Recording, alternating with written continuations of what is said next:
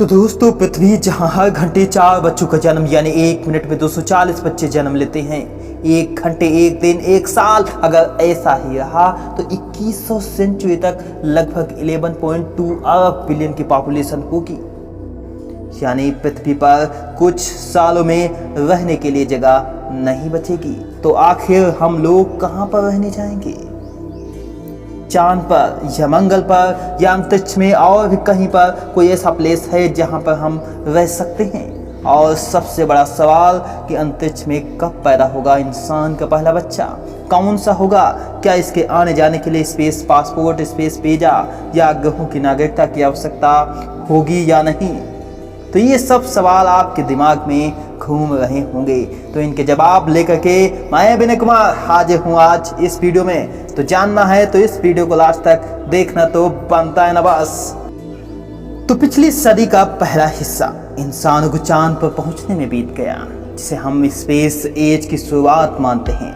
लेकिन अब दुनिया में लगभग 100 से ज़्यादा निजी स्पेस एजेंसियां हैं, जिसमें कुछ बहुत बड़ी बड़ी स्पेस एजेंसियां भी हैं, जैसे NASA, ISRO, SpaceX, JAXA, blue origin और ऐसी तमाम स्पेस एजेंसियां हैं जिनकी अगर हम एनुअल बजट की बात करें तो लगभग $300 बिलियन यानी कि 21.74 लाख करोड़ है, जो कि भारत के लगभग 10 बड़े जो स्टेट हैं इनके सालाना बजट के बराबर है। तो रिसेंटली यूनिवर्सिटी ऑफ एरिज़ोना ने कहा कि अभी तक अंतरिक्ष में होने वाली सारी गतिविधियों का केंद्र जो है धरती था, और यहीं से हम सारा काम करते थे, जैसे सिग्नल को कलेक्ट करना, लोगों को स्पेस में भेजना और सैंपल को कलेक्ट करना।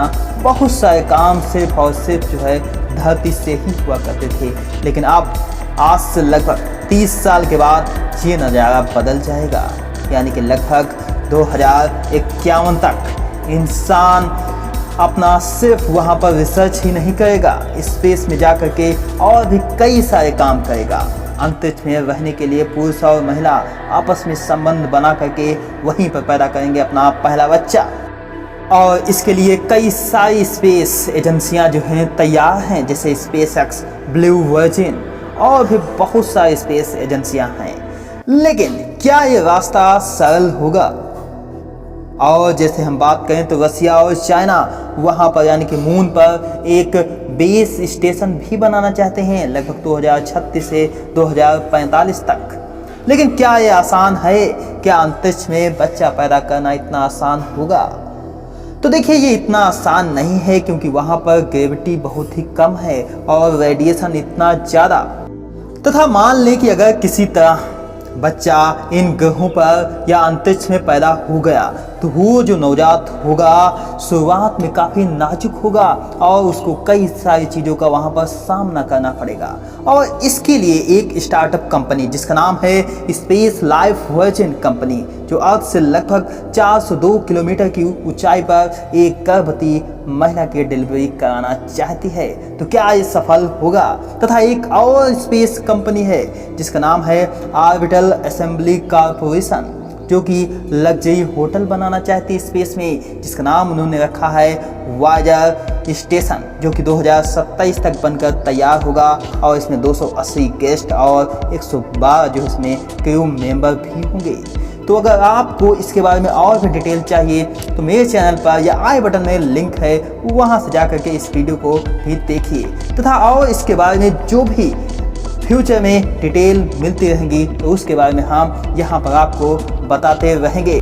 और अभी तक धरती से 600 लोगों को इंटरनेशनल स्पेस स्टेशन में भेजा जा चुका है, और उसमें से सिर्फ 2 लोग ही शादीशुदा थे। यानी ये बात जो है किसी को पता भी नहीं थी, ये मैंने सिर्फ और सिर्फ आपको ही बताई है। तथा आपके मन में एक सवाल और भी होगा कि अगर यहाँ पर लोग रहेंगे किसी अन्य ग्रहों पर तो उसके लिए स्पेस पासपोर्ट, वीज़ा या अन्य ग्रहों की नागरिकता की आवश्यकता होगी या नहीं? तो अगर आपको इन सवालों के जवाब जानने हैं तो चैनल को सब्सक्राइब कीजिए, और फ्यूचर में यहाँ पर अगले आने वाला जो वीडियो होगा वो आपके लिए इन्हीं सवालों के जवाब लेकर के आएगा। तो हम मिलते हैं अगले वीडियो में, तब तक के लिए अपना ख्याल रखिए। नमस्कार, जय हिंद।